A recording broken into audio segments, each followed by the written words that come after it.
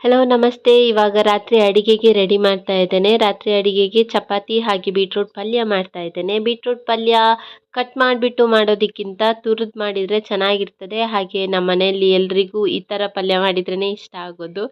So ನನ್ನ ಮಗನಿಗೂ ಅಷ್ಟೇ ತುಂಬ ಇಷ್ಟ ಬೀಟ್ರೂಟ್ ಪಲ್ಯ. ಹಾಗೆ ಚಪಾತಿ ಮಾಡಬೇಕಿದ್ರು ಅಷ್ಟೇ ಅವನು ಪ್ರತಿದಿನ ನಾನು ಚಪಾತಿ ಮಾಡುವಾಗ ಬರ್ತಾನೆ, ಬಂದು ಸ್ವಲ್ಪ ಉಪದ್ರನೂ ಮಾಡ್ತಾನೆ. ಬಟ್ ನನಗೆ ಅದು ಅಭ್ಯಾಸ ಆಗಿದೆ. ಅವನು ಬರ್ತಾನೆ, ಸ್ವಲ್ಪ ಅವನು ಮಾಡಬೇಕು ಚಪಾತಿ. ನಮಗೆ ನಮ್ಮದೇ ಕೆಲಸ ಅರ್ಜೆಂಟ್ ಅಂದರೆ ಅವರಿಗೆ ಅವ್ರದ್ದೇ ಅರ್ಜೆಂಟ್ ಆಗಿರ್ತದೆ. ಅವರಿಗೂ ಬೇಕು, ಲಟ್ಟಣಿಗೆ ಬೇಕು. ಅವನದೊಂದು ಚಿಕ್ಕದಿದೆ, ಬಟ್ ಅವನಿಗೆ ಅದು ಬೇಡ, ದೊಡ್ಡ ನಾನು ಮಾಡೋವಂತಹ ಲಟ್ಟಣಿಗೆನೇ ಬೇಕು.